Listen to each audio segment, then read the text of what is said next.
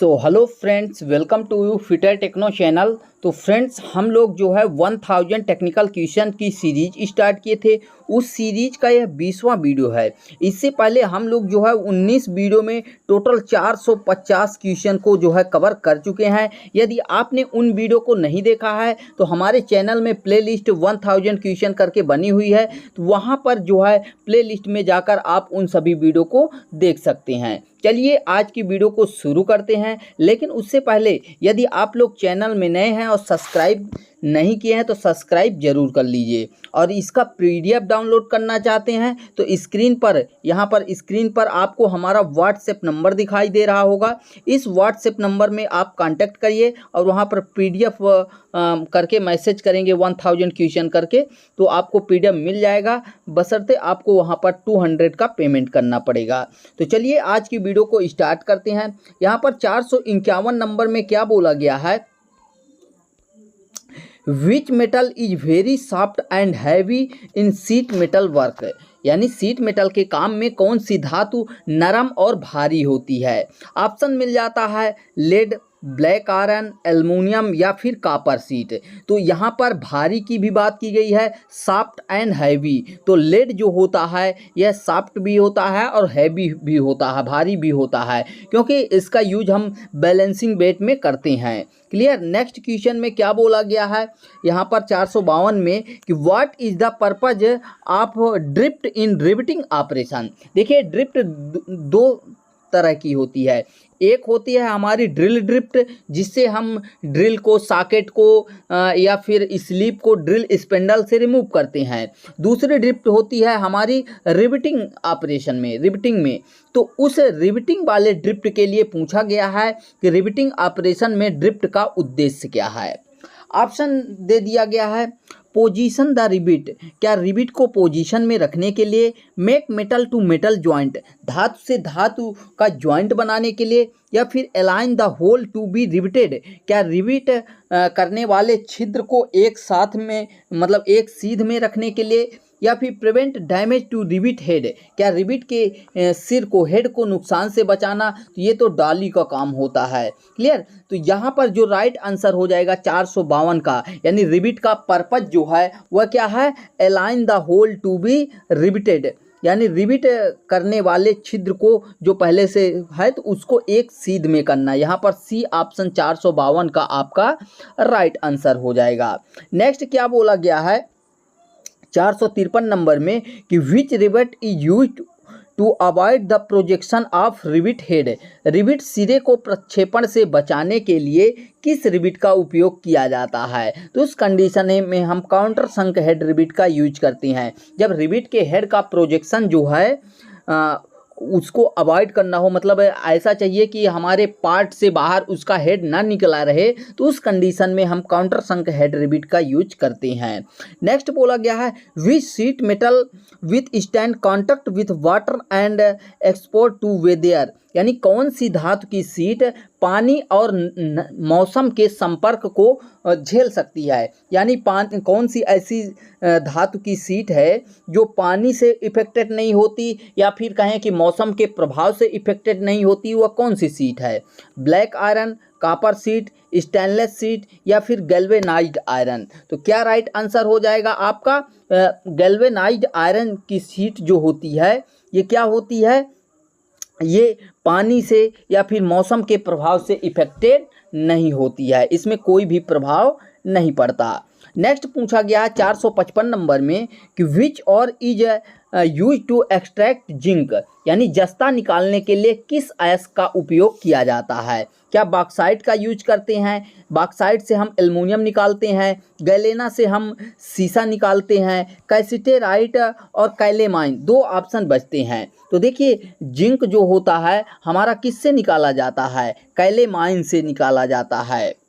ठीक है। तो यहाँ पर 455 का आपका सी ऑप्शन राइट आंसर हो जाएगा। नेक्स्ट बोला गया which is use to divert at 45 degree in pipeline. Pipeline में किसका उपयोग, यहाँ पर हिंदी में बोला गया है कि किसका उपयोग पाइपलाइन को 45 डिग्री पर मोड़ने के लिए किया जाता है। यानी किसी पाइप लाइन को सीधी रेखा में जा रही है तो उसको 45 डिग्री के एंगल में डाइवर्ट करना हो तो किसका यूज करेंगे, एल्बो का, कपलिंग का, रिड्यूसर का या फिर ब्रांच का। तो 45 डिग्री में हम जो है एल्बो का यूज करेंगे। ए ऑप्शन, एल्बो या फिर बेंड का यूज करते हैं डाइवर्सन के लिए।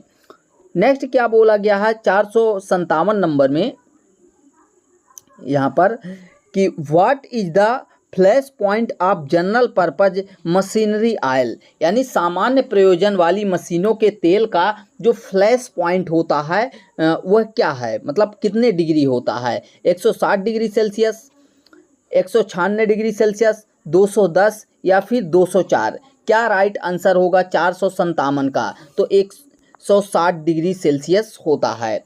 अब कुछ स्टूडेंट को ये फ्लैश पॉइंट, फायर पॉइंट नहीं मालूम होगा, तो पहले बता देते हैं कि फ्लैश पॉइंट हमारे जो ऑयल होते हैं, लुब्रिकेंट होते हैं, उनमें फ्लैश पॉइंट क्या होता है और फायर पॉइंट क्या होता है। तो फ्लैश पॉइंट वह बिंदु होता है जहाँ पर जैसे कोई हमारा लुब्रिकेंट है, अब उसमें बियरिंग के बीच डला हुआ है तो वहाँ पर हम कार्य कर रहे हैं तो वहाँ पर हीट जनरेट होती है। तो जिस टेम्परेचर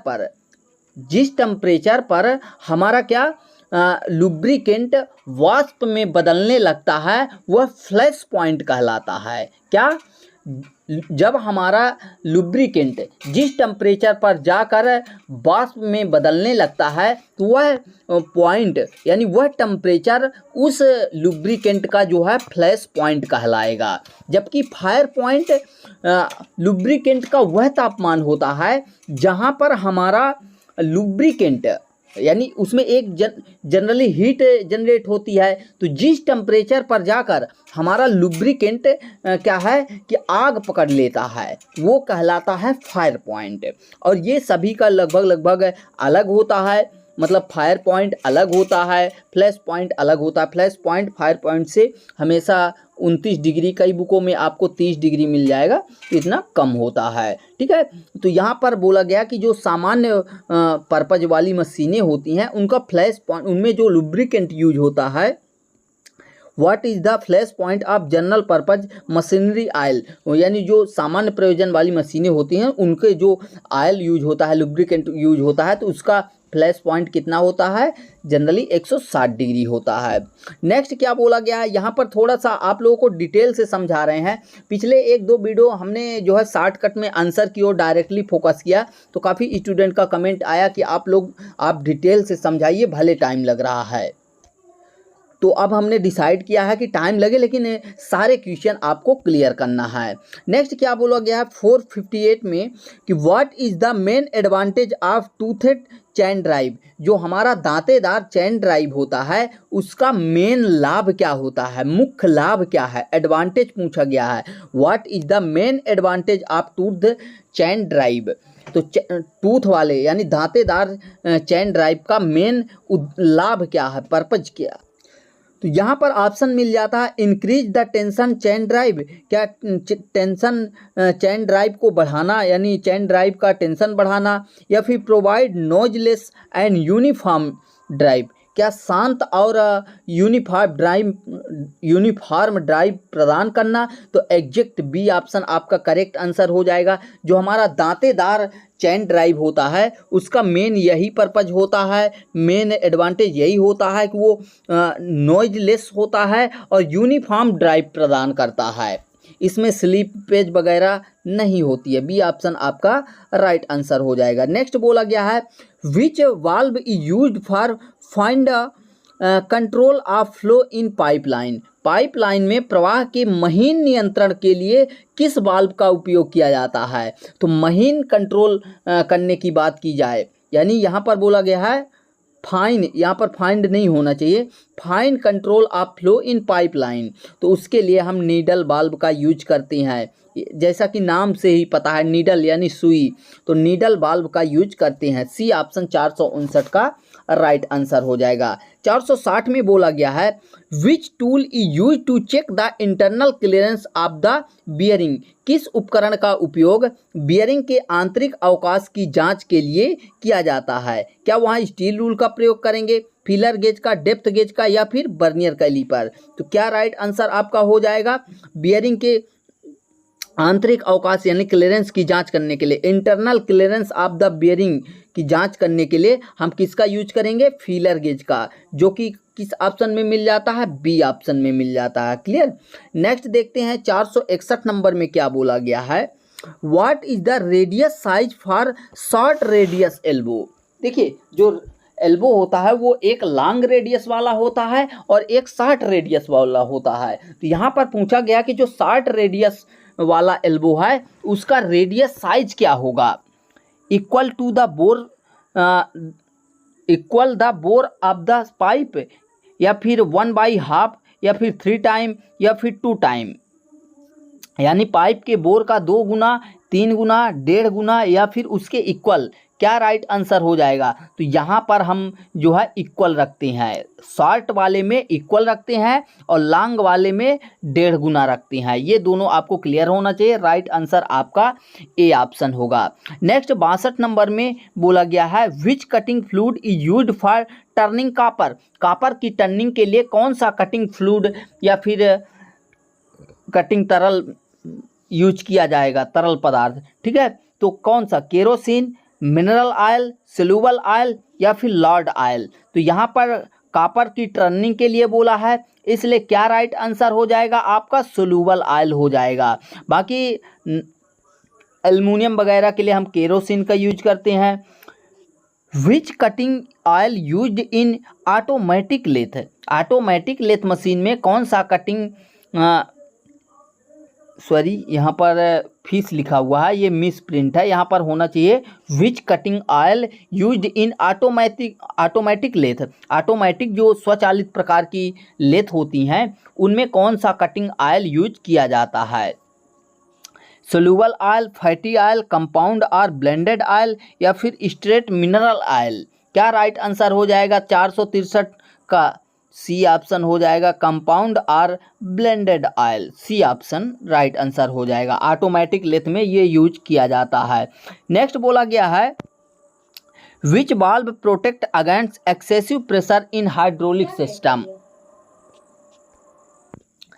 क्या बोला गया है? Which valve protect against excessive pressure in hydraulic system. Hydraulic system में अत्यधिक दबाव से कौन बचाता है, प्रोटेक्ट करता है? यहाँ पर बोला गया प्रोटेक्ट अगेंस्ट एक्सेसिव प्रेशर, तो यहाँ पर ऑप्शन मिल जाता है गेट वाल्व, तो ये प्रेशर से नहीं बचाता है, प्रोटेक्ट नहीं करता है। ग्लोब वाल्व, रिलीफ वाल्व, ये जो है प्रेशर से रिलीफ देता है, नाम से ही विदित है रिलीफ वाल्व। तो सी ऑप्शन आपका राइट आंसर हो जाएगा। एकमी थ्रेड का कोण क्या है? तो एकमी थ्रेड का सबको पता है 29 डिग्री होता है, 55 डिग्री BSW, BSF और BSP का होता है।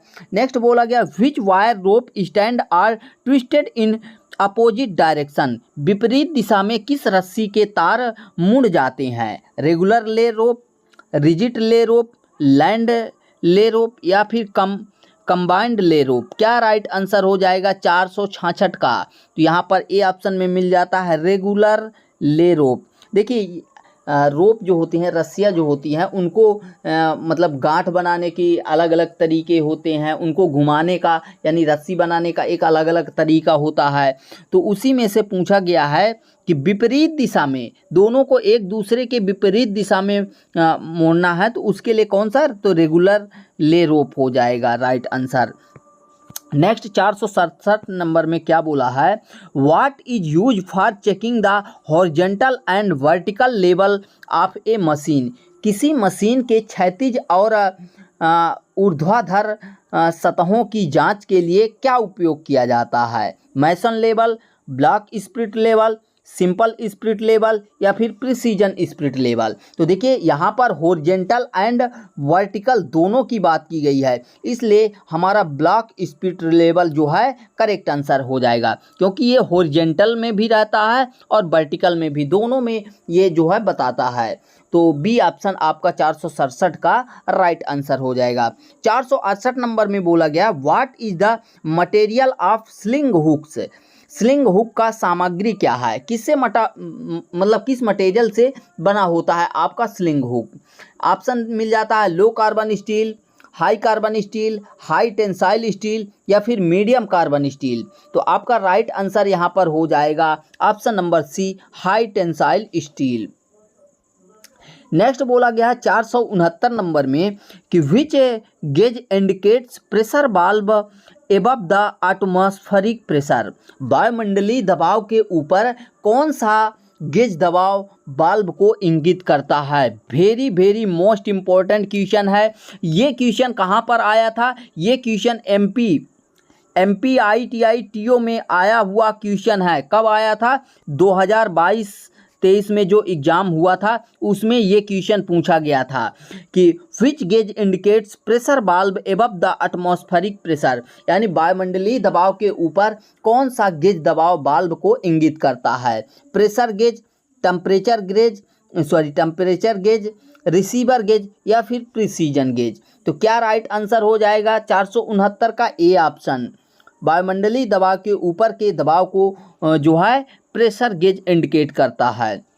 Which term describe the axial movement of screw in one complete turn.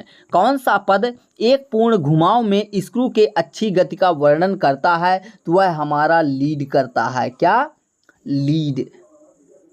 A option 470 का करेक्ट आंसर हो जाएगा। लीड बराबर हमारा फार्मूला क्या होता है, लीड बराबर होता है pitch into number of start, यानी चूड़ियों की स्टार्ट।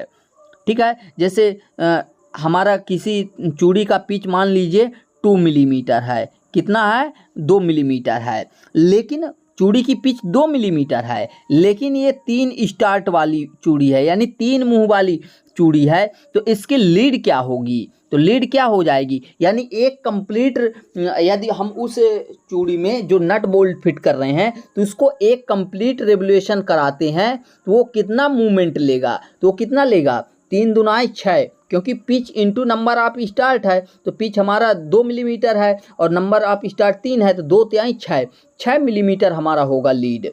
ठीक है, तो इस तरीके से होता है। ए ऑप्शन यहाँ पर 470 का आपका राइट आंसर हो जाएगा। नेक्स्ट क्वेश्चन क्या बोला गया है यहाँ पर, नेक्स्ट क्या बोला गया, what is the minimum distance between the rivet to avoid buckling. Buckling से बचने के लिए रिविटिंग के बीच न्यूनतम दूरी क्या होनी चाहिए, तो वह 3D होनी चाहिए, यानी डायामीटर का जो है 3 गुना।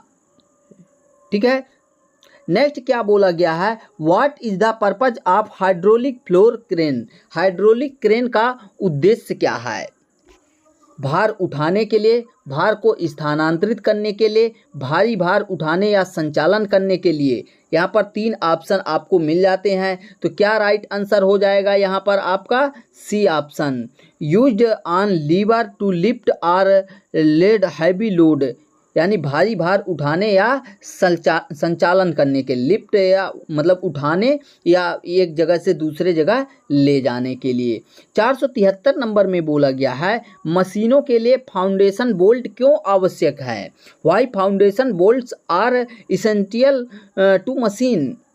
क्या कंपन निरीक्षण करने के लिए, मशीन को मजबूती से पकड़ने के लिए, या फिर मिल जाता है इम्प्रूव द प्रोडक्शन, उत्पादन में सुधार करने के लिए, या फिर अवॉइड शिफ्टिंग ऑफ मशीन, क्या मशीन के शिफ्टिंग से बचने के लिए। तो जो फाउंडेशन बोल्ट आवश्यक होते हैं वह मशीन को मजबूती देने के लिए, यानी होल्ड मशीन फर्मली, मशीन को मजबूती से पकड़ने के लिए।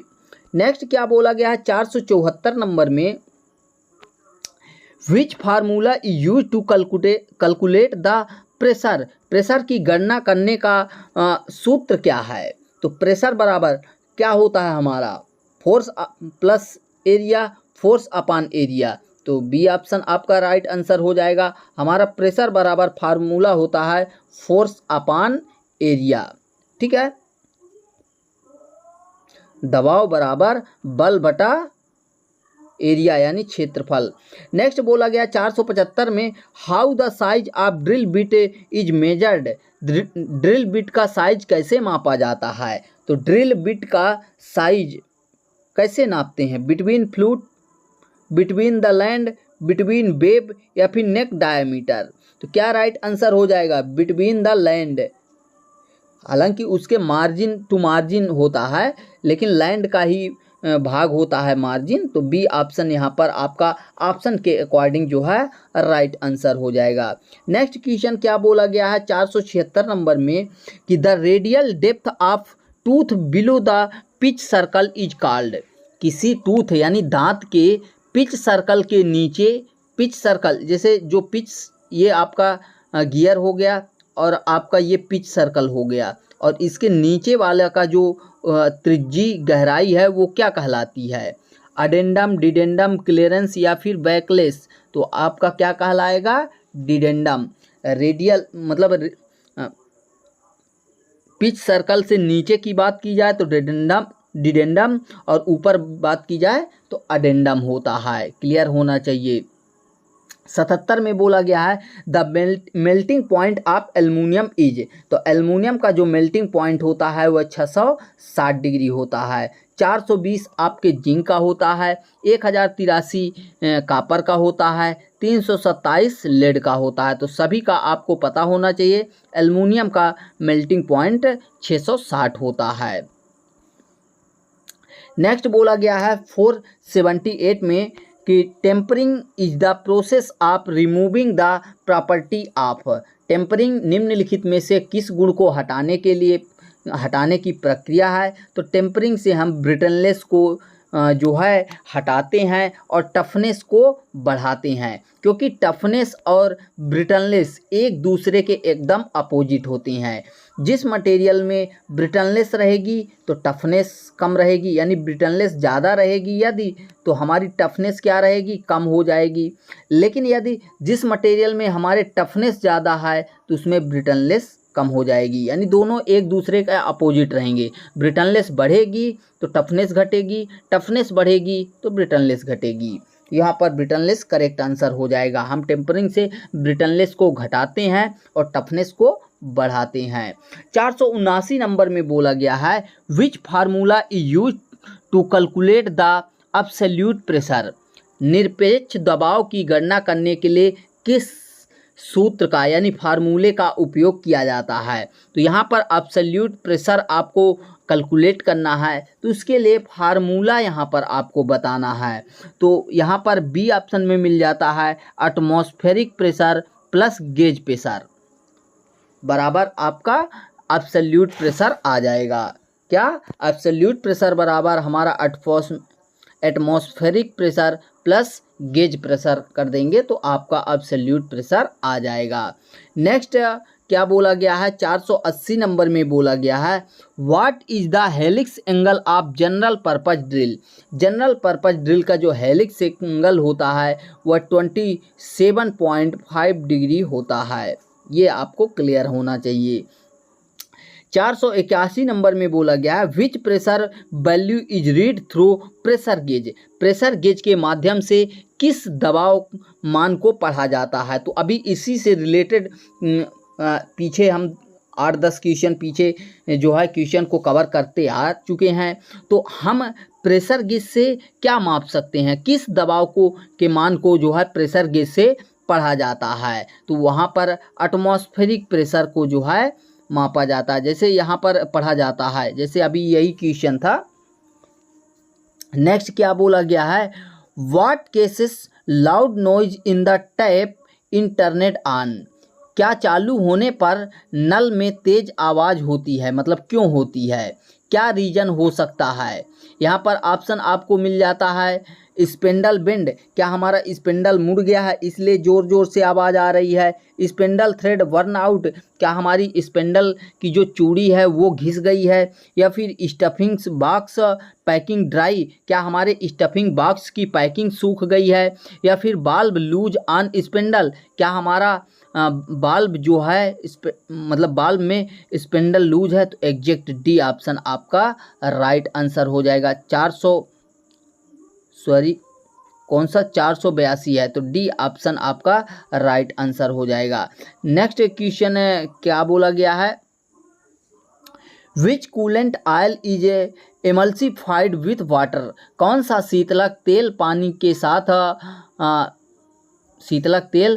के साथ एमल्सिफाइड होता है। Soluble oil, kerosene, mineral oil या फिर लॉर्ड ऑयल। तो सोल्यूबल ऑयल होता है जो कि हमारा 1:5 में होता है। 1 सोल्यूबल ऑयल होता है और 5 हमारा पानी होता है। तो इस रेशियो में होता है। कहीं पर 5-20 ऐसे करके आपको दिखाई देता है, तो एक ऑप्शन आपका जो है 83 का राइट आंसर हो जाएगा। 84 में बोला गया which cutting fluid is used for threading in general purpose drill. सामान्य प्रयोजन के स्टील में चूड़ी काटने के लिए किस तरल पदार्थ का उपयोग किया जाता है। जनरल पर्पज स्टील था, ठीक है।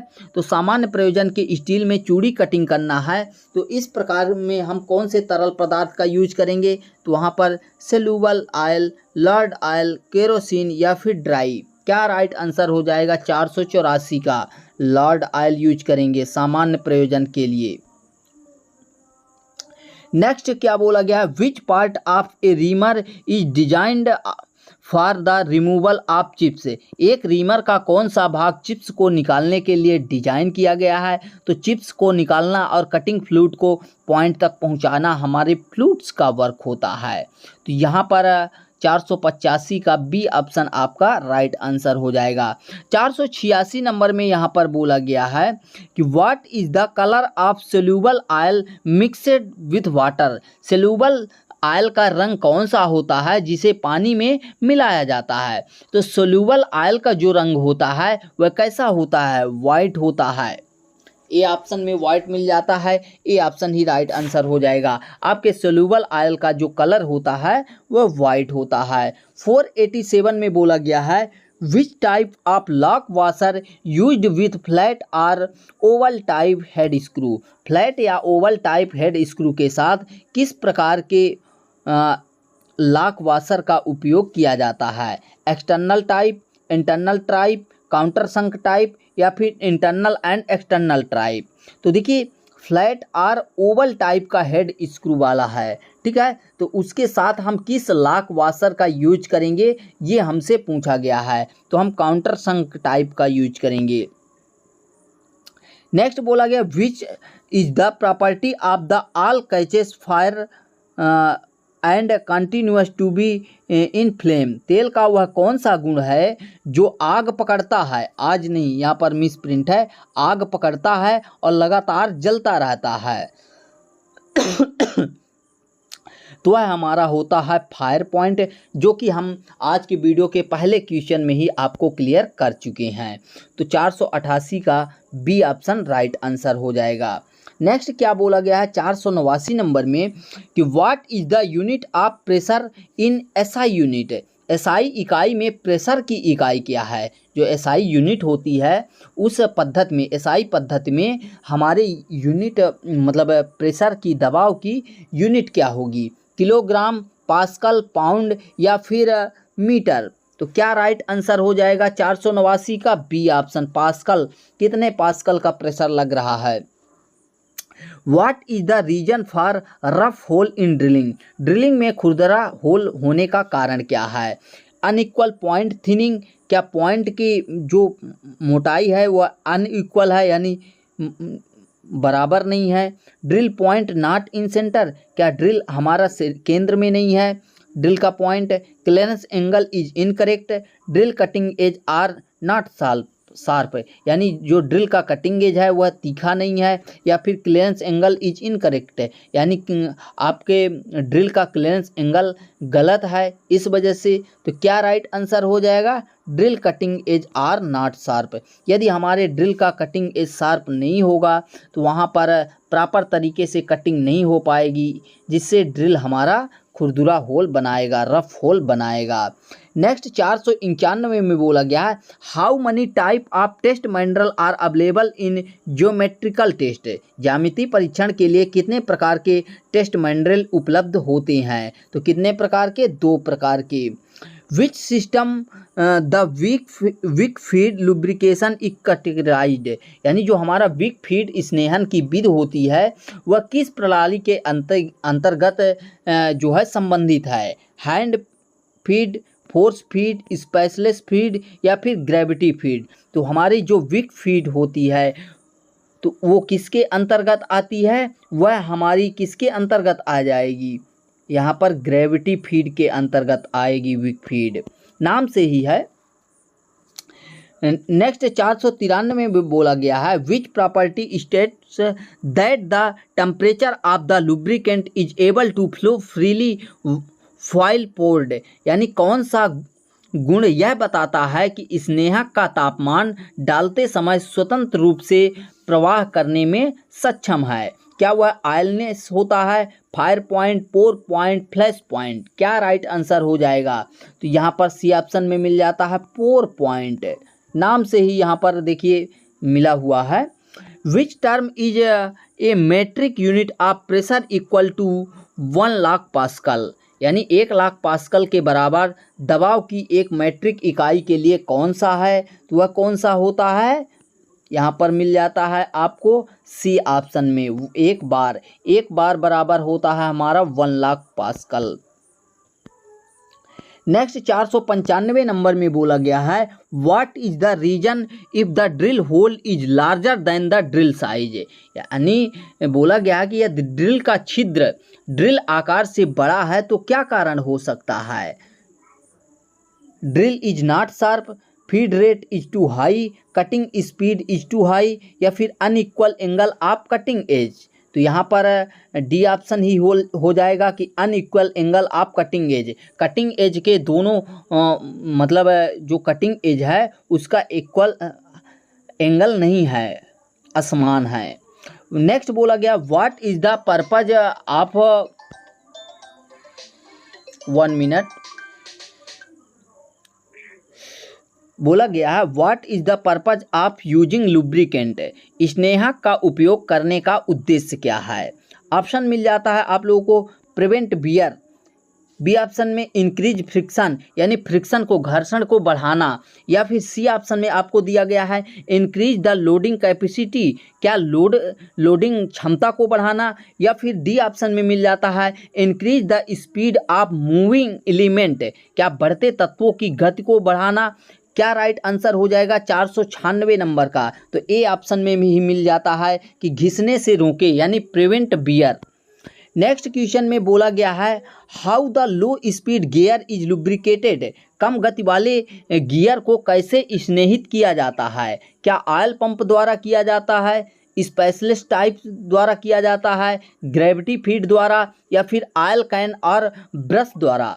किसके द्वारा जो है लो गियर मतलब लो स्पीड वाले गियर को लुब्रिकेशन दिया जाता है? तो किस में दिया जाता है? ऑयल कैन द्वारा या फिर ब्रश द्वारा यूज किया जाता है, मतलब उनको ऑयल दिया जाता है। नेक्स्ट पूछा गया 498 नंबर में कि which grounding process is unaffected by oil और ग्रीस, कौन सा ग्राउंडिंग प्रक्रिया जो है तेल या ग्रीस से अप्रभावित होता है, यानी प्रभावित नहीं होता है, इफेक्ट नहीं पड़ता है, तेल या ग्रीस से इफेक्ट नहीं पड़ता है? क्या लेड ग्राउंडिंग में, सल्फर ग्राउंडिंग में, सीमेंट कंक्रीट ग्राउंडिंग में, या फिर clay and lime mixed grounding में? किस में क्या राइट आंसर हो जाएगा 498 का? बी ऑप्शन सल्फर ग्राउंड में, यहाँ पर बी ऑप्शन आपका करेक्ट आंसर हो जाएगा।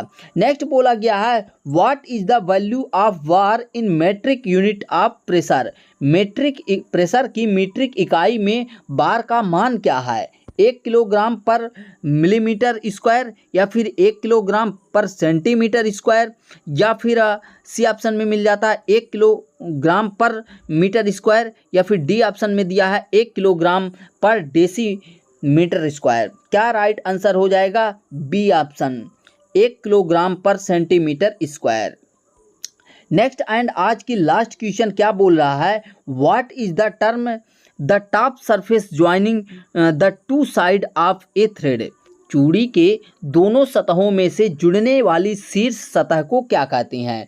जैसे ये क्या हो गया, मान लीजिए ये आपकी कोई थ्रेड है, कुछ इस तरीके से ये आपका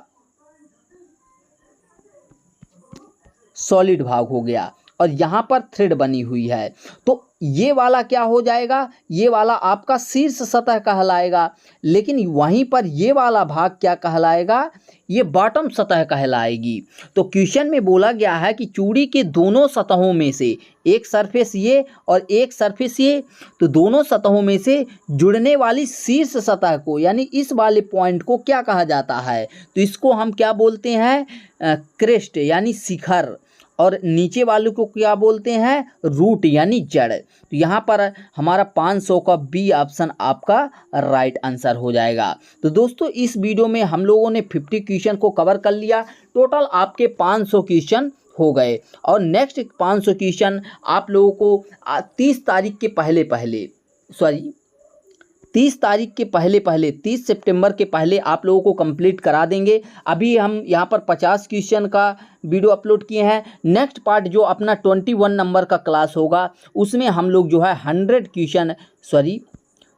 क्वेश्चन कवर करेंगे। तो जब 100 क्वेश्चन करेंगे तो इसके बाद 5 वीडियो आप लोगों को चाहिए। तो आज 27 है, 28, 29, 30 3 दिन में आप लोगों को 500 क्वेश्चन हम कवर करा देंगे। तो मिलते हैं नेक्स्ट वीडियो में। Thanks for watching and bye bye.